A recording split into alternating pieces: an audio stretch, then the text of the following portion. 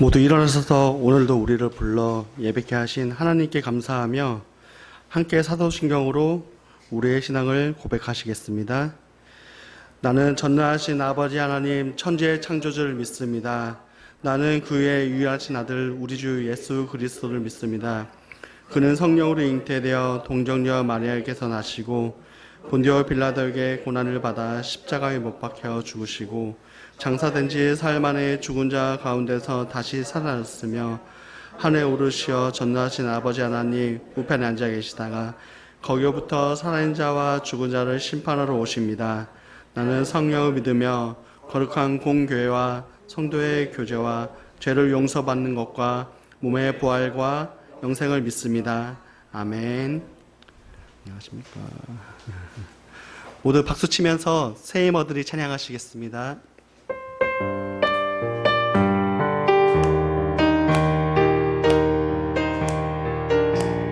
새 이모들이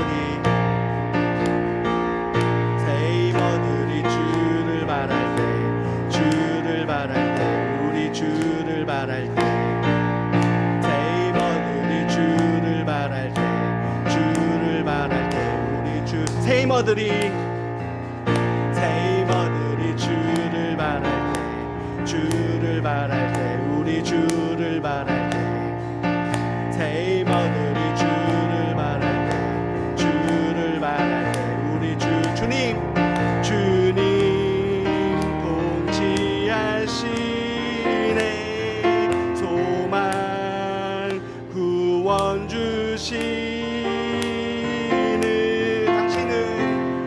당신은 영원하신 주, 내 영원하신 주, 지치지 않으시는 주님. 약한 자 방패 되시며 위로자 되신 주, 독수리 같은 힘 주시네. 새 이모들이 주를 바랄 때, 새 이모들이 주를 바랄 때, 주를 바랄 때, 우리 주를 바랄 때, 새 이모들이 주를 바랄 때, 주를 바랄 때, 우리 주를 바랄 때, 새 이모들이 주를 바랄 때, 주를 바랄 때, 우리 주를 바랄 때, 새 이모들이 주를 바랄 때, 주를 바랄 때, 우리 주를 바랄 때, 주님 통치하시네. 소망 구원 주시는 당신은 영원하신 주, 당신은 영원하신 주, 내 영원하신 주, 지치지 않으시는 주, 약한 자 방패 되시며 위로자 되신 주, 독수리 같은 힘 주시. 당신은 영원하신 주, 당신은 영원하신 주, 내 영원하신 주, 지치지 않으시는 주님. 약한 자 방패 되시며 위로자 되신 주, 독수리 같은 힘 주시네. 이어서 찬양하시겠습니다. 주 이름 찬양, 주 이름 찬양. 부요의 강물 흐르는 부요한 땅에 살 때에 주님 찬양해. 주 이름 찬양, 주 이름 찬양. 거칠은 광야와 같은 인생길 걸어갈 때도 주님 찬양해. 모든 축복 주신 주님 찬양하리. 어두운 어둠 날이 다가와도 나 외치리 주의 이름을 찬양해 주의 이름을 찬양해 영화로운 주 이름 찬양 주 이름 찬양 주 이름 찬양 햇살이 나를 비추고 만물이 새롭게 될 때 주님 찬양 주 이름 찬양 주 이름 찬양 가는 길 험할지라도 고통이 따를지라도 주님 찬양해 주 이름 찬양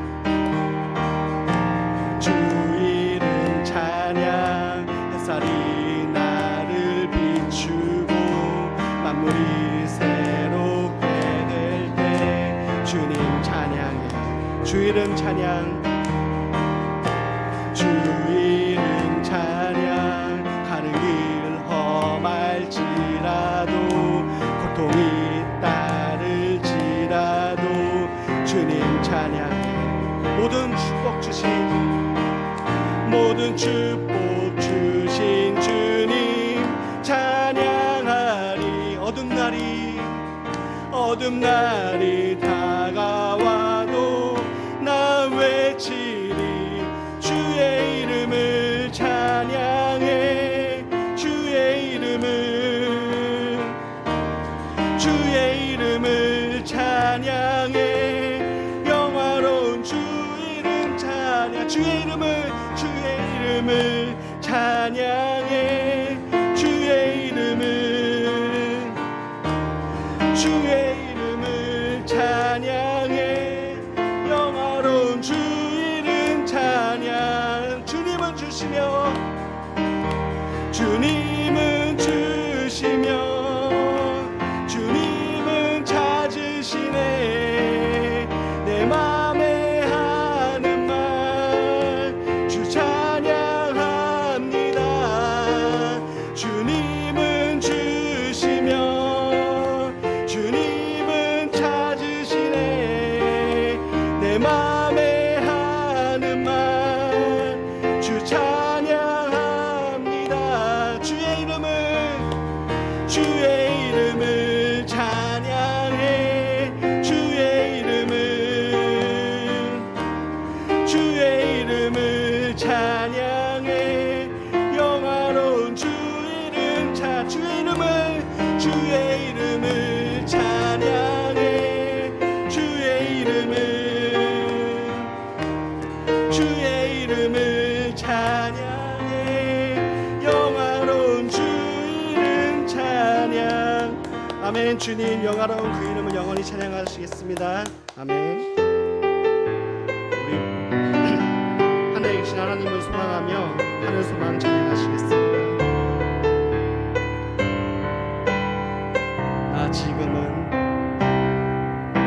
나 지금은 비록 땅을 벗하며 살지라도 내 영혼 저 하늘을 디디며 사네 내 주님 계신 눈물 없는 곳 저 하늘에 숨겨둔 내 소망인 보고픈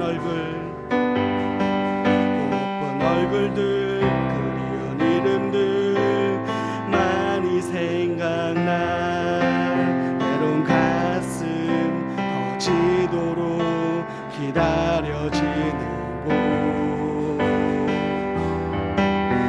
내 아버지 넓은 품 밟아주시는 저 하늘에 쌓둔 내 소망이네 주님 그 나라에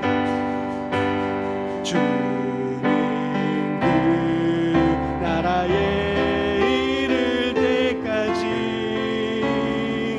순례의 걸음 멈추지 않으며 어떤 시련이 두렵지 않네. 주와 함께 걷는 이 길. 다시 한번 나 지금은 비록 땅을 벗하며 살지라도 내 영혼 저 하늘을 디디며 사네. 내 주님 계신 눈물 없는 곳, 저 하늘에 숨겨둔 내 소망. 보고픈 얼굴들 그리운 이름들 많이 생각나. 때론 가슴 터지도록 기다려지는 곳. 내 아버지 넓은 품 날 맞으시는 저 하늘에 쌓둔 내 소망이 있네. 주님 그 나라에 이를 때까지 순례의 걸음 멈추지 않으면 어떤 시련이 와도 나 두렵지 않네. 주와 함께 걷는 이 길에 주님 그 나라에 이를 때까지 순례의 걸음 멈추지 않으면 어떤 시련이 와도 나 두렵지 않네. 주와 함께 걷는 이 길에 주님의 나라와 뜻이 나의 삶 속에 임하시며 주님 알기를 주만 보기를 소망해. 거룩히 살아갈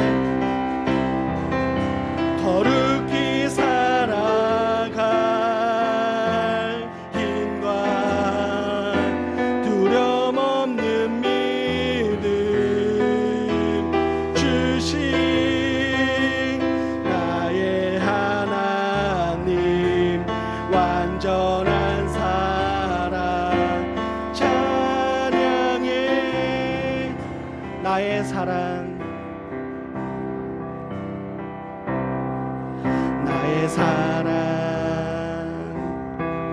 너는 어여쁘고 창귀하다. 어느 보석보다 귀하다.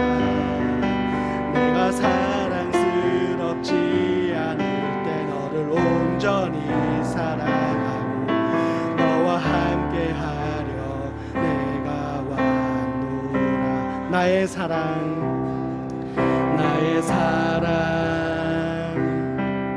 이 사랑은 결코 변치 않아. 모든 계절 돌보시네. 푸른 마르고 꽃은 시드나 주의 말씀은 신실해. 실수가 없으신 주만 바라. 주님의 나라와 주님의 나라와 뜻이 나의 삶 속에 임하시며 주님 알기를 주만 보기를 소망해. 거룩히 살아갈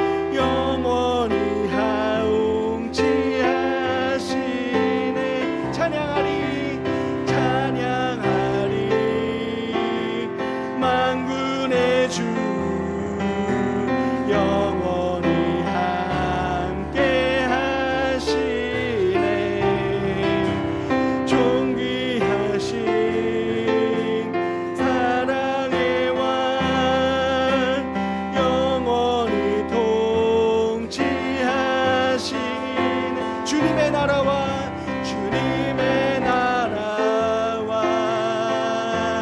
뜻이 나의 삶 속에 임하시며 주님 알기를 주만 보기를 소망해 거룩히 살아갈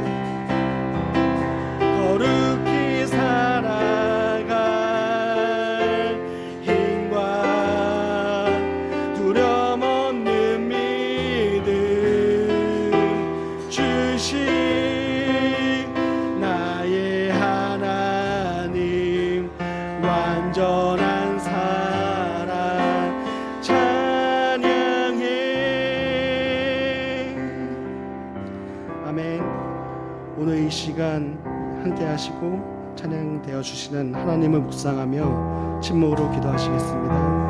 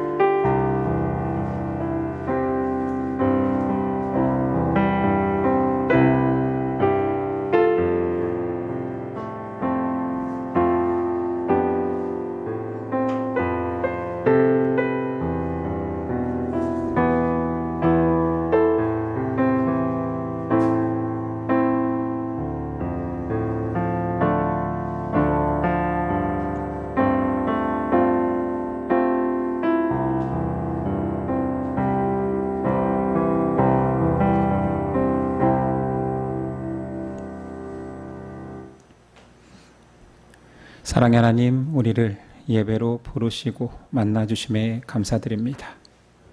어제의 삶이 오늘과 다른 삶이었습니까? 주일만 예배자로 살고 있습니까?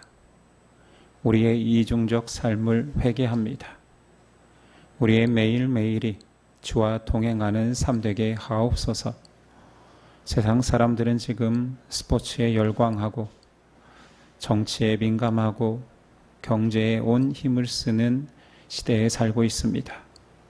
우리 하나님의 백성은 믿음과 복음에 최고의 관심을 갖게 하옵소서.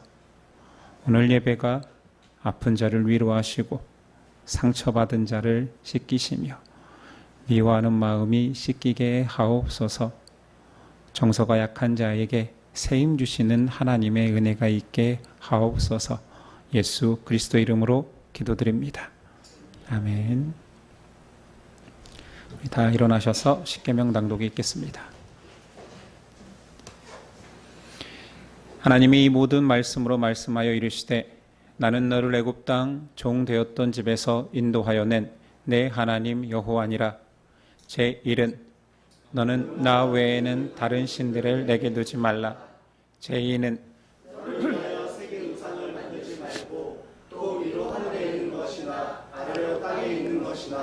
땅 아래 물속에 있는 것에 어떤 형상도 만들지 말며 그것들에게 절하지 말며 그것들을 섬기지 말라.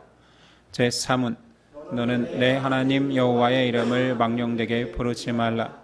제4는 안식일을 기억하여 거룩하게 지키라. 제5는 내 부모를 공경하라. 제6은 살인하지 말라. 제7은 간음하지 말라. 제8은 도둑질하지 말라. 제9는 내 이웃에 대하여 거짓 증거하지 말라. 제10은 내 이웃의 집을 탐내지 말라. 예수께서 이르시되 내 마음을 다하고 목숨을 다하고 뜻을 다하여 주 너희 하나님을 사랑하라 하셨으니 이것이 크고 첫째 되는 계명이요 둘째도 그와 같으니 내 이웃을 내 자신같이 사랑하라 하셨으니 이 두 계명이 온 율법과 선지자의 강령이니라. 아멘.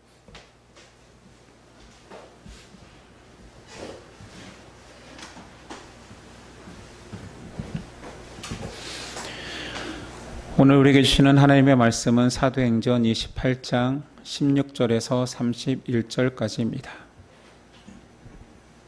저 여러분들이 한 절씩 교독합니다. 28장 16절입니다. 우리가 로마에 들어가니 바울에게는 자기를 지키는 한 군인과 함께 따로 있게 허락하더라.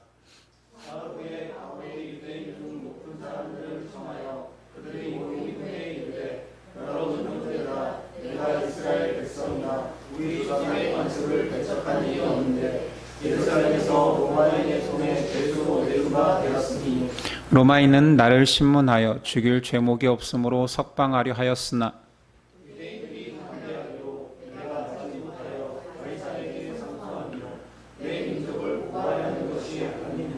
이러므로 너희를 보고 함께 이야기하려고 청하였으니 이스라엘의 소망으로 말미암아 내가 이 쇠사슬에 매인 바 되었노라.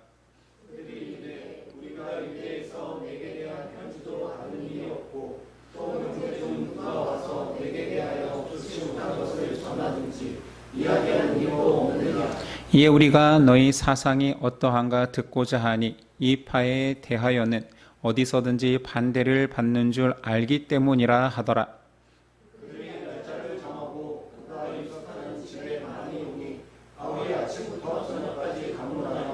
하나님의 나라를 증언하고 모세의 율법과 선지자의 말을 가지고 예수에 대하여 권하노라.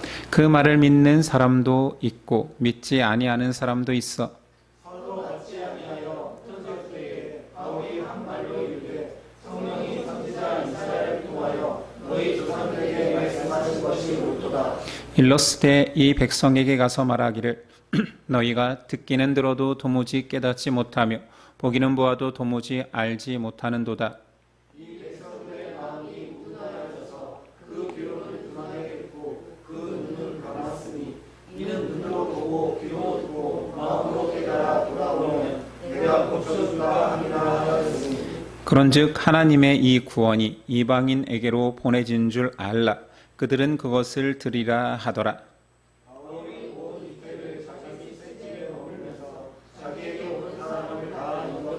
함께 읽습니다.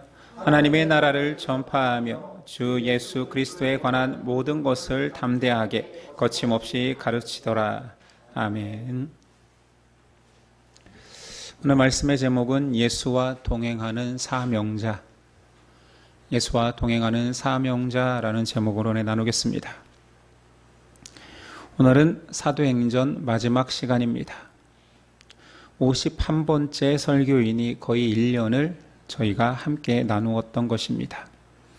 오늘 말씀 내용은 로마에 도착한 바울이 로마에 있는 유대 지도자들에게 자신을 변호하고 여전히 갇힌 자의 몸으로 하나님 나라와 예수 그리스도를 전파하는 장면입니다. 바울은 로마에 도착하여서 비교적 완화된 감시 상태에 머물게 됩니다. 그래서 로마에서 가택연금 상태로 자기 셋집에 머물러 있습니다. 로마에서의 첫 번째 활동은 유대 지도자들을 초청한 일이었습니다. 그들은 지금까지 바울이 겪은 일들을, 사건을 알지 못하였기에 바울이 그들을 초청하여 직접 만나 자신의 형편과 사정을 나름대로 설명하기 위해서 청하였습니다. 20절. 이러므로 너희를 보고 함께 이야기하려고 청하였으니 이스라엘의 소망으로 말미암아 내가 이 쇠사슬에 매인 바 되었노라. 바울은 계속 동일하게 말하죠. 자신은 이스라엘을 배척하거나 그의 관습을 멀리하지 않았다. 나는 이스라엘의 소망 때문에 지금 매인 바 되었다 말합니다. 우리는 앞서 계속 언급했던 바울의 주장이기 때문에 이스라엘의 소망을 알고 있습니다. 이는 단순히 개인적인 염원이 아닙니다.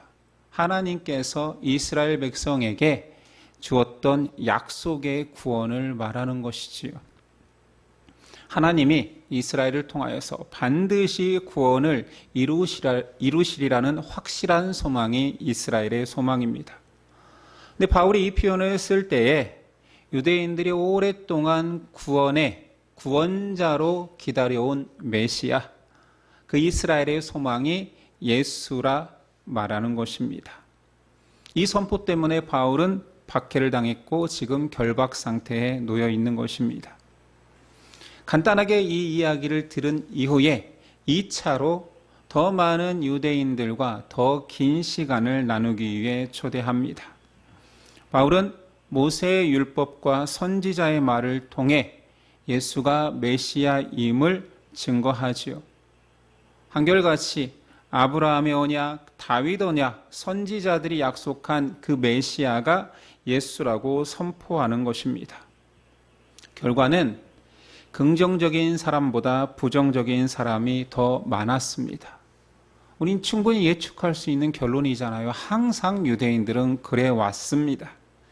바울이 그렇게 부정적인 사람들을 보며 이미 하나님께서 이사야 선지자를 통하여서 이런 상태를 예견했다 말합니다. 25절이야.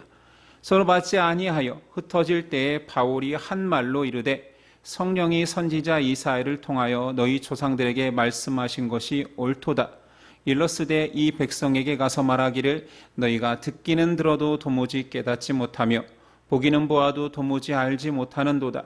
이 백성들의 마음이 우둔하여져서 그 귀로는 둔하게 듣고 그 눈은 감았으니 이는 눈으로 보고 귀로 듣고 마음으로 깨달아 돌아오면 내가 고쳐줄까 함이라 하였으니 그런즉 하나님이 이 구원이 이방인에게로 보내준 줄 알라. 그들은 그것을 들으리라 하더라. 이사야 선지자의 예언은 이스라엘 백성이 그렇게 하나님의 구원자들을 기다려 오지만 눈이 있고 귀가 있지만 듣지 않고 보지 못할 것이다 라고 예견합니다. 그래서 자신은 구원에 갈급한 이방인에게 향할 수밖에 없음을 설명하고 있지요.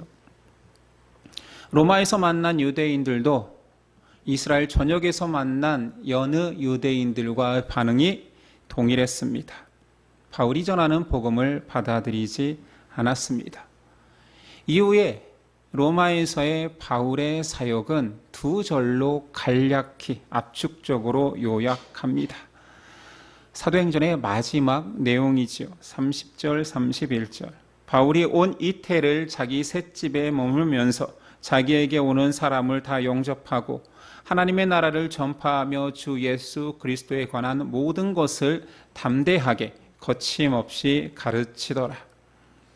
바울은 비교적 자유로운 상태가 보장되었기에 자신의 셋집에서 복음을 전하고 가르칠 수 있었습니다.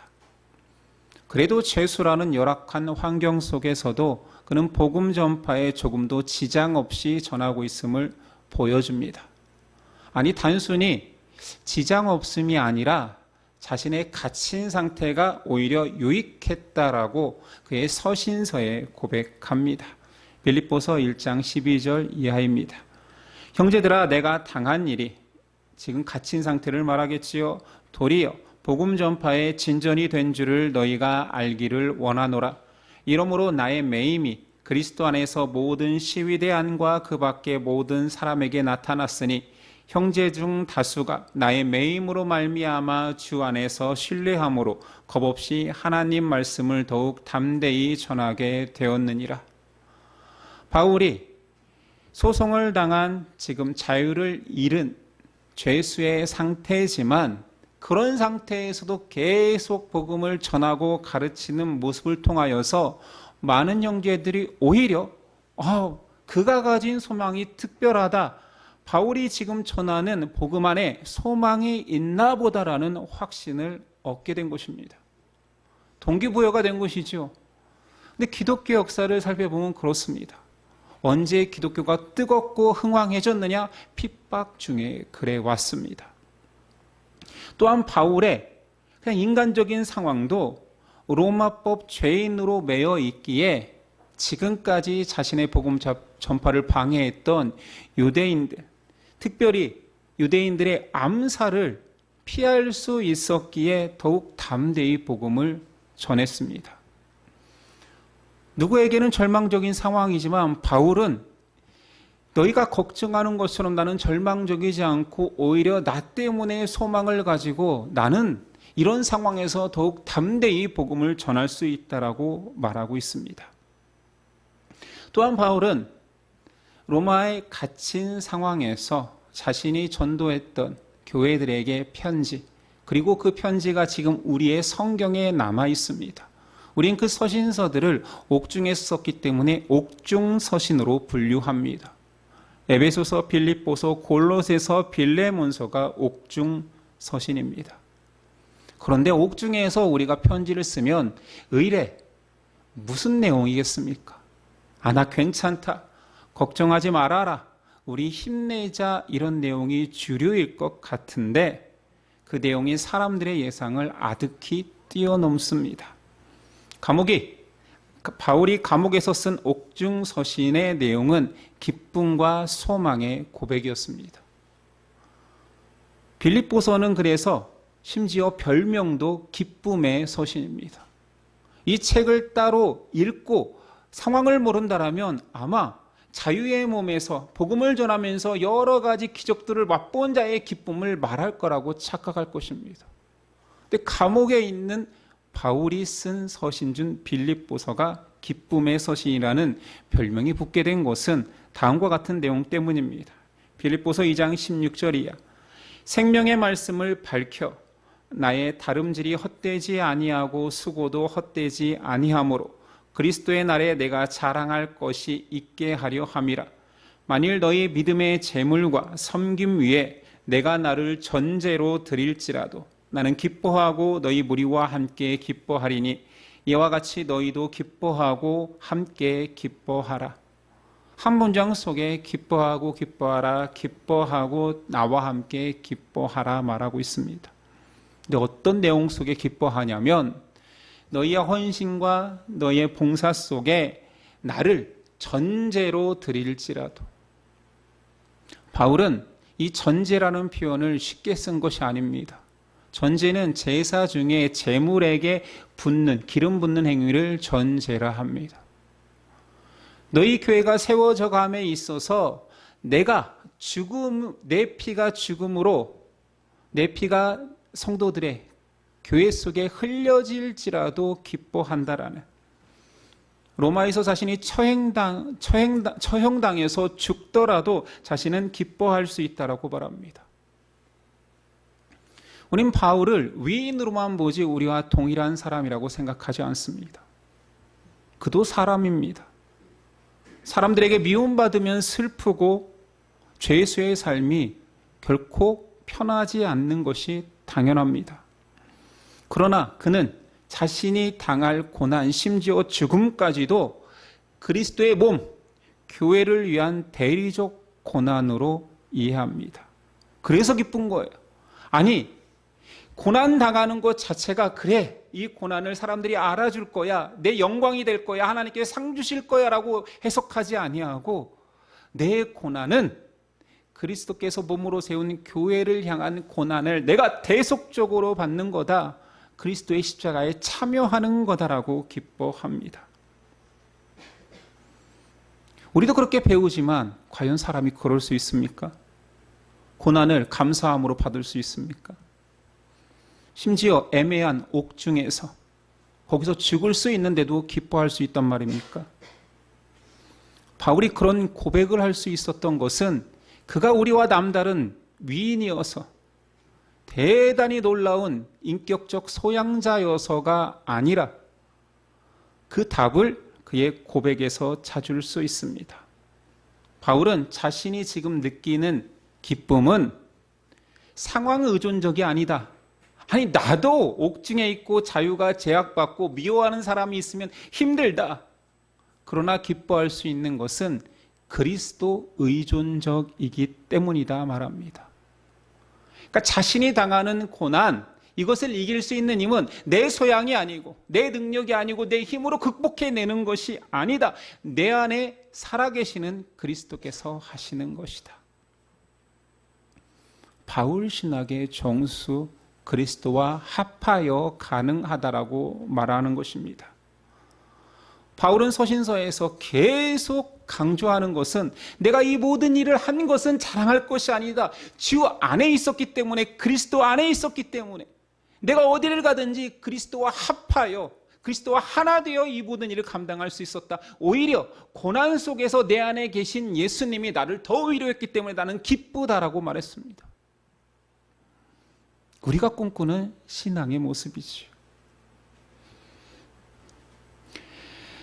우리는 자유인입니다. 뭐든지 해도 괜찮지요. 그런데 영적으로는 갇힌 자처럼 살고 있지 않습니까? 우리 모두 다 지금 밖에 나가서 하고 싶은 모든 것들 하잖아요. 우리 제약받는 거 있습니까? 심지어 세계화가 돼서 세계 방방곡곡에서 내가 하고 싶은 걸 다 할 수 있습니다. 다 누릴 수 있습니다. 그렇게 다 할 수 있는데 신앙인들은 점점 하나님이 하라는 일은 외면합니다. 예수님께서 우리의 생명을 대신하는 큰 십자가를 주시고, 그래 나를 따라오려거든 너에게 주어진 작은 십자가를 지고 나를 따라오라라고 하는데, 우리는 다 할 수 있지요. 뭐든 할 수 있지요.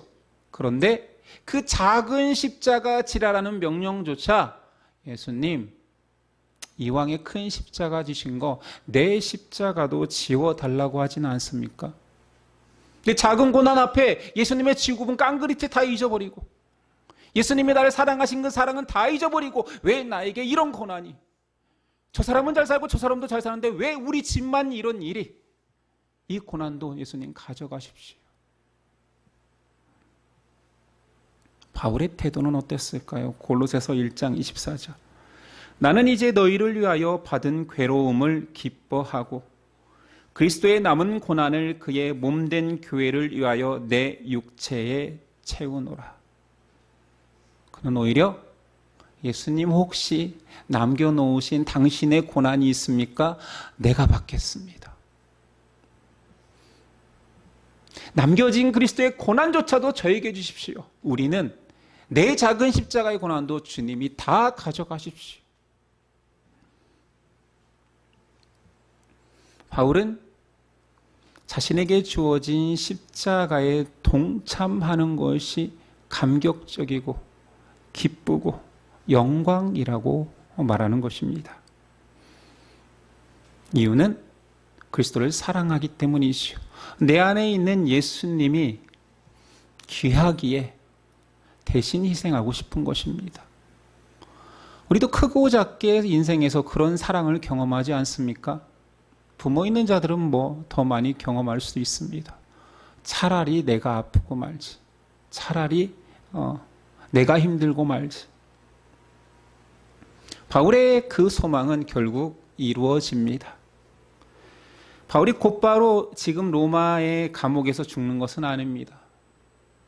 나중에 바울의 행적을 살펴본다면 그가 지금의 갇힌 곳에서는 몇 년 있다 풀려납니다. 그러나 다시 복음을 전하다 갇히고 결국 로마 감옥에서 죽음을 맞이합니다. 오늘 사도행전의 결론은 꼭 열린 결말 같습니다. 뭔가 마무리 지어지지 않고 감옥에 있는 바울이 하나님 나라와 예수 복음을 전하고 있다로 끝납니다. 그래서 많은 교회들이 이 사도행전 28장 이후 29장을 우리만의 사도행전을 쓰자라는 캠페인을 합니다. 그래서 액츠 29, 액츠 29 뭐 이런 문구들을 달아서 예전에는 교회 스티커로 만들어서 차 뒷면에 액츠 29라는 뭐 글자가 많이 보였었습니다. 그 캠페인을 할 때에는 우리도 거침없이 바울처럼 온 세상에 나가 복음 전파자로 살 것을 종용하는 내용이었겠지요. 굉장히 거창한 표현이었습니다. 그러나 바울의 진면목은 그가 했던 사역 속에 있는 것이 아니라 복음의 감격과 소망을 가지고 살아낸 평범한 나날들입니다. 하나님의 사명은 특별한 사역을 수행하는 것이 아니라 예수 복음을 가지고 예수님과 함께 나에게 허락된 나날을 살아내는 것입니다. 이게 사명이에요. 근데 우리의 착각은 사명은 특별한 사람들의 몫이라고 여기는 거잖아요. 가장 쉬운 오해가 사명자는 목사와 선교사라고 생각합니다. 바울의 일생은 예수님 만난 그 순간부터 예수님과 동행하며 살다 보니 사건이 있었던 거지요. 죽을 위기도 있었던 거죠. 반대도 있었던 거죠. 감옥에도 갇혔을 뿐입니다. 그의 태도가 사명자로 살아갔기 때문에 일어난 일들인 거예요.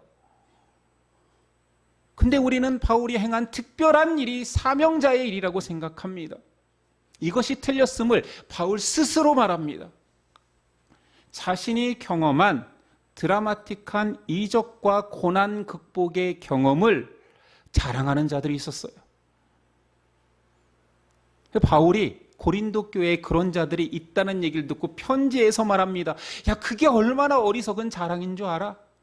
니네가 그걸로 자랑하면서 영향력을 행사하고 있다며, 그러면 나도 부끄럽지만 니네가 말하는 그 자랑을 한번 해볼게를 하면서 이렇게 시작합니다. 고린도후서 11장 23절이야. 그들이 그리스도의 일꾼이냐? 정신없는 말을 하거니와 나는 더욱 그리하도다. 내가 수고를 넘치도록 하고 옥에 갇히기도 더 많이 하고 매도 수없이 맞고 여러 번 죽을 뻔하였으니 유대인들에게 40에서 하나 감한매를 5번 맞았으며 3번 태장으로 맞고 1번 돌로 맞고 3번 파손하고 일주야를 깊은 바다에서 지냈으며 여러 번 여행하면서 강의 위험과 강도의 위험과 동족의 위험과 이방인의 위험과 시내의 위험과 광야의 위험과 바다의 위험과 거짓 형제 중에 위험을 당하고 또 수고하며 애쓰고 여러 번 자지 못하고 줄이고 목마르고 여러 번 굶고 춥고 헐벗었노라. 우린 이 내용 사도행전에서 1년 동안 우리가 살펴봤습니다. 흔히 말하면 이것이 모두 다 지금 우리가 듣고 있는 이 세상에서 교회에서 이루어지는 간증의 내용이잖아요. 그럼에도 불구하고 다 살아있다. 그럼에도 불구하고 나 목사 되었다. 뭐 이런 거잖아요. 얼마나 극적입니까? 근데 바울이 이 이야기를 왜 꺼냈다고요? 나도 한번 해볼까? 나도 한번 말해볼까? 이게 어리석은 것들아.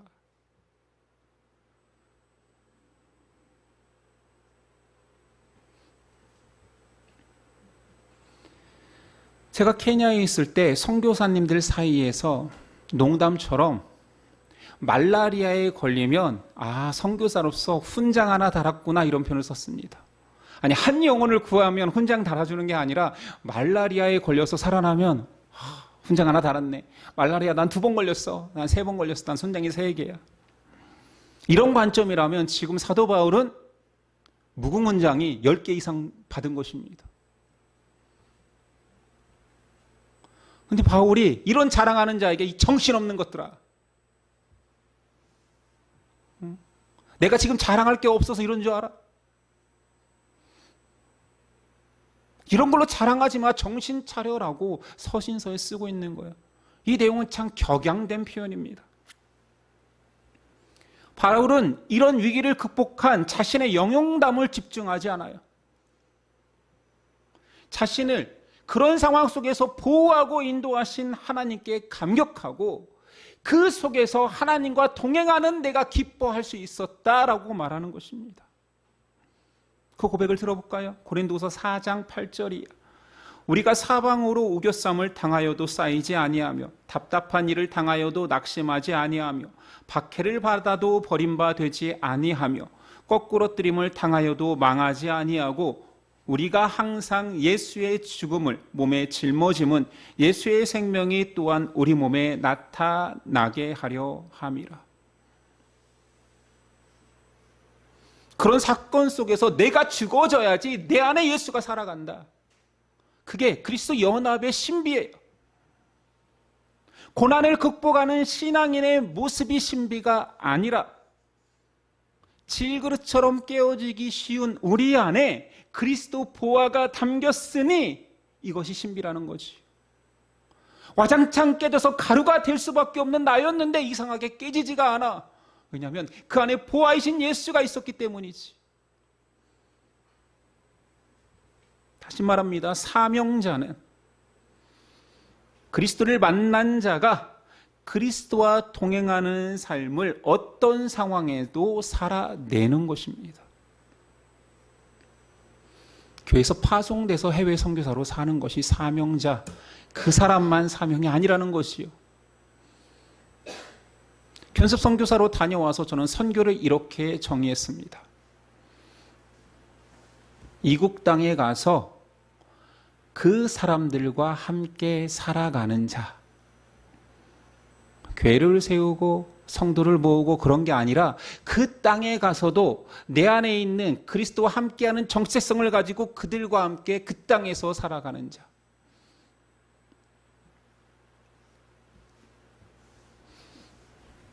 사명은 그리스도를 만난 내가 나에게 허락된 시간을 그냥 그리스도를 고백하며 사는 것입니다. 어렵습니까? 그렇게 살다 보면 사명자도 이 땅에서 실패할 수 있습니다. 괜찮죠. 왜냐하면 이 땅에서 성공하라는 사명을 받은 게 아니니까요. 살아내라는 사명을 받았잖아요. 그 실패 안에서 내 안에 그리스도를 더욱 고백하면 됩니다. 그럼 사명대로 산 거예요. 하나님이 기뻐하시는 겁니다. 바울의 기쁨이 그것입니다. 그러니 넘어지고 핍박당해도 괜찮다 말하는 것입니다. 나와 동행하시는 하나님을 더욱 친밀하게 느끼기 때문이지요. 우리 수요일 날 수요 성경 공부는 지금 다윗 왕의 피신 부분을 보고 있습니다. 다윗이 아들 압살롬에게 쫓겨 피난 가고 있습니다. 다윗 왕을 존경하던 백성들도 많을 텐데 그 피난길에 다윗을 싫어하는 이스라엘 백성 시므이가 나타나 조롱합니다. 얼마나 비참합니까? 아들을 피해 도망치고 있는데 이스라엘 백성이 나타나 조롱하는 거지요. 이 조롱을 참다 못해 바울과 함께 피난하던 장수 하나 아비새가 제가 가서 죽여버릴까요? 다윗이 말립니다. 말리면서 하는 고백이 내 이 수치와 고통을 하나님께서 아시기를 원하노라. 이것이 신앙입니다. 나 실패해도 괜찮아. 넘어지고 수치고 손가락질 당해도 괜찮지만 이 모든 것을 내 곁에 계신 하나님이 알아주신다면 세상 어떤 소망보다 나에게는 큰 소망이 생기는 것이다 고백하지. 하나님께서는 우리에게 이 세상을 살면서 이겨내라, 승리해라 이런 표현을 잘 쓰지 않습니다. 깨지고 무너지고 작아지고 실패해도 괜찮다. 너 그럴 줄 알았다. 너 원래 그런 자였잖아. 그러나 내가 너를 놓지 않는다. 나와 함께 하자라고 말씀하십니다. 여러분 거창하게 이 세상에서 대단한 성취, 아니 그 반대인 대단한 고난을 살아내라고 하는 게 사명자가 아닙니다. 평범함 속에서도 주를 놓지 않고 동행하라는 것입니다. 이게 어렵지요. 신자는 깨어지고 무너져도 믿음의 소망을 잃지 않고 계속 고백하며 살아내는 자입니다. 이것이 어려운 것은 교회가 잘못 가르칠 때가 많거든요. 저 같은 목사, 저 또한 청년들에게 야망을 심어주는 설교를 좀 많이 했던 것 같아요. 사명은 화려하지 않습니다. 여러분 화려한 사명에 속지 마십시오. 신앙인이 세상을 정복하라? 그런 사명을 주신 적이 없습니다. 너 안에 믿음을 지켜라지요. 그래서 가짜 믿음이 난무하는 거예요. 예수님이 부활하신 예수님이 세상에서 승리하셨습니까? 영적으로라야. 하나님 나라가 임했으니지만 우리가 모두 다 인정하는 것은 예수님은 로마의 핍박 아래에서 돌아가셨고 로마 병정 하나도 굴복시키지 못하고 그대로 승천하셨습니다. 세상을 정복하지 않으셨습니다. 오늘 바울이 사도행전 끝에 로마에까지 가서 복음을 전하니 로마가 무너졌다 이런 내용으로 끝나지 않습니다. 그런데 많은 교회에서 강단에서 크리스찬들이 믿음을 가지고 하나님과 동행하면서 세상에서 승리하기만을 말하고 있습니다. 말은 그렇게 하지 않지만 세상과 똑같은 성공을 꿈꾸게 합니다. 교회 다니면 서울대 가고 하버드 가고 노벨상을 탄다라고 기도 제목에서 공공연하게 매주 기도를 시켰었습니다. 교회에서 너무 잘난 사람이 많아지고 교회에 유명한 사람이 많아지면 위험합니다. 그들이 신앙의 본이 되기 쉽거든요. 나도 저 사람처럼 되고 싶다. 흔히 말하는 신앙에도 MSG가 쳐지는 거예요. 신비한 기도 응답을 원하십니까?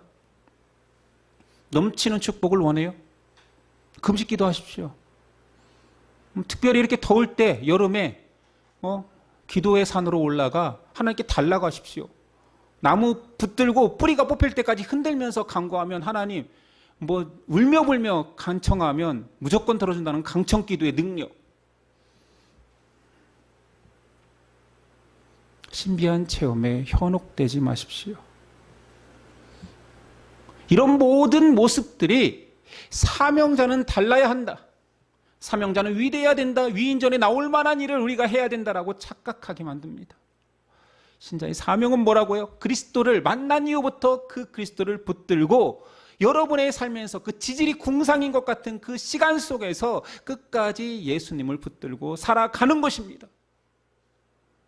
요한계시록 거의 마지막에 권면 속에는 놀라운 일을 해라라는 내용은 거의 없어요. 지켜라 지켜라 끝까지 버텨라 참고 견뎌라.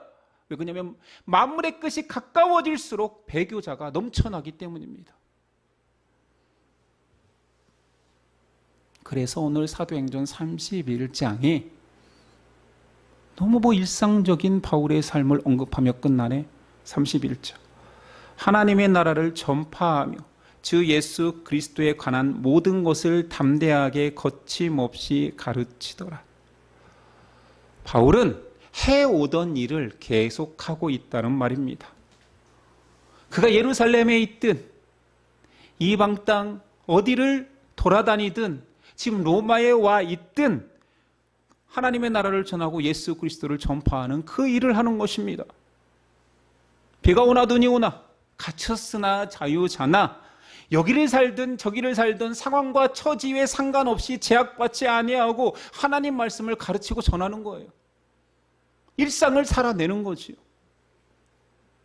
만약에 바울이 지금 이 시대에 오늘이 주어진다면 바울은 똑같은 일을 또 할 것입니다. 예수 믿어라. 예수가 우리가 기다리는 메시아다. 예수님께서 이 땅에 하나님 나라를 완성했다. 그분을 따르면 영원한 하나님의 백성이 된다 말할 것입니다. 우리도 거창하게 X29 캠페인 합니까? 내년은 너무 늦었나요? 작년에 붙였어야 되는데 그럼 1년 동안 X29 우리의 사도행전 29장을 쓰자라고 했을 텐데요. 거창하게 해외 선교 노방 전도만이 사명자가 아닙니다. 오늘도 내일도 그리스도와 함께 살아가는 것입니다. 제가 여기서 설교를 15년 동안 쉬지 않고 한 것만 대단한 것이 아니라 이 15년 동안 하루도 빠지지 않고 토요일마다 청소한 것도 똑같다라는 거예요. 거창한 게 어디 있습니까? 대단한 게 어디 있습니까? 모두 다 그리스도를 주로 삼고 살아내는 날들이 귀한 것입니다. 못난 신자, 잘난 신자 있습니까? 헌신자, 덜 헌신자 있습니까? 우리 안에 그런 자는 없습니다. 우리 안에 그리스도와 동행하는 자만 있습니다. 바울의 숱한 위기를 살펴본 이유는 그가 위기에 당하든 당하지 않든 평안하던 구속되어 있던 그는 내 안에 계신 예수 그리스도를 전하고 고백하는 삶을 기쁘게 살았다라는 것입니다. 바울은 그 말을 하고 싶은 거예요. 그래서 바울의 서신서에 시작 부분에 이렇게 권면합니다. 내가 이 편지 왜 쓴지 알아? 한번 들어볼래? 에베소서 1장 17절이야.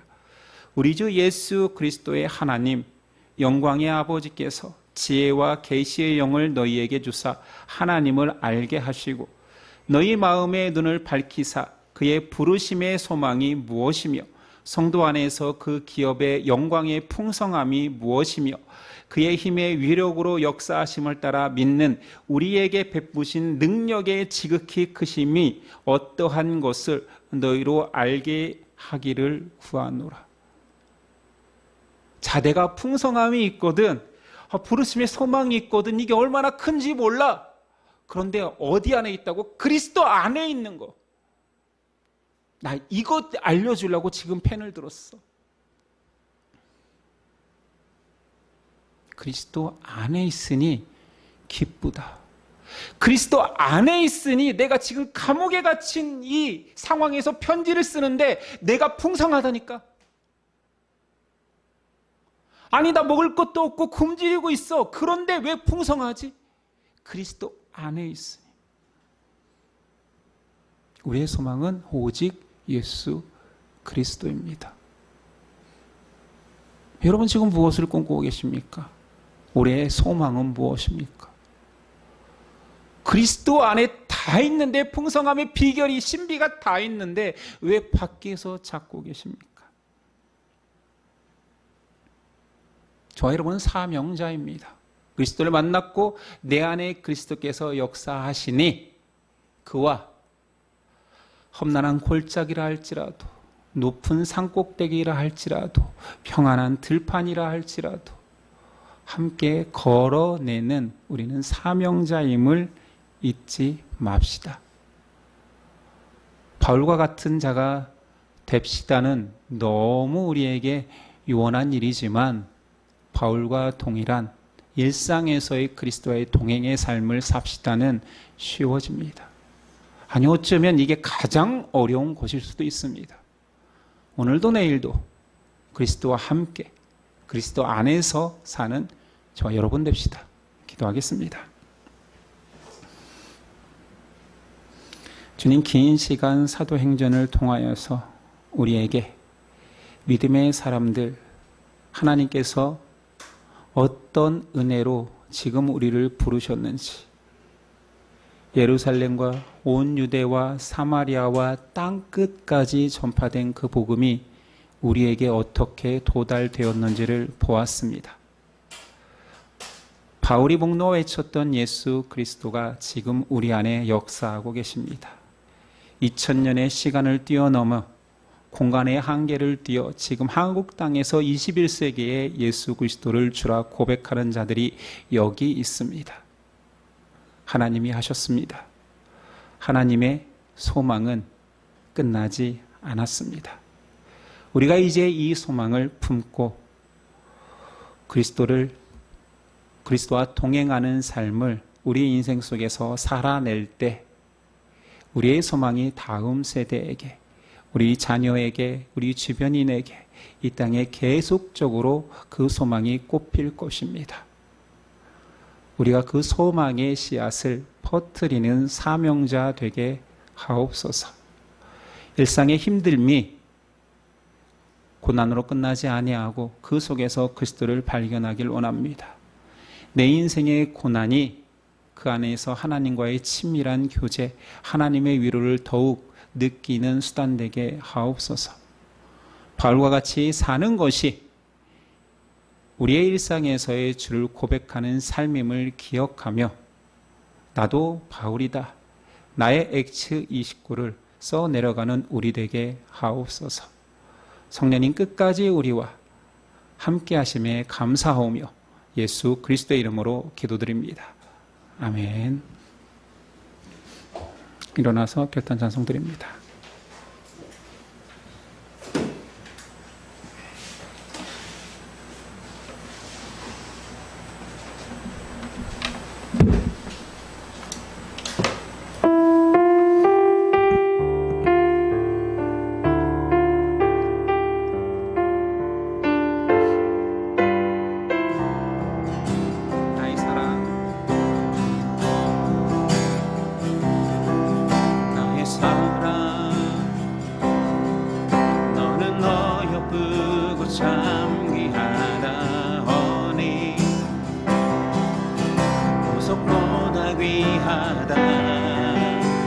사랑스럽지 않을 때 너를 온전히 사랑하고 너와 함께하려 내가 왔노. 예수님 고백을 다시 들어봅니다. 나의 사랑 너는 어여쁘고 참 귀하다 허니 보석보다 귀하다. 내가 사랑스럽지 않을 때 너를 온전히 사랑하고 너와 함께하려 내가 왔노라. 나의 사랑, 이 사랑은 나의 사랑, 이 사랑은 결코 변치 않아 허니 계절 돌보시네. 푸른 마음 없고 진실은 아주의 말씀에 신실해. 실수가 없으신 주만 바라보네.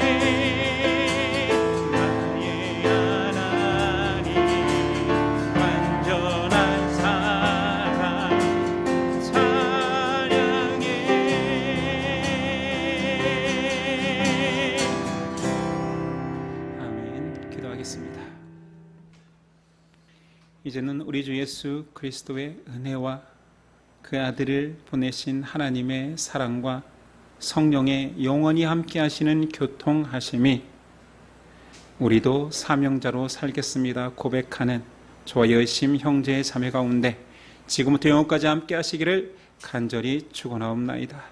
아멘.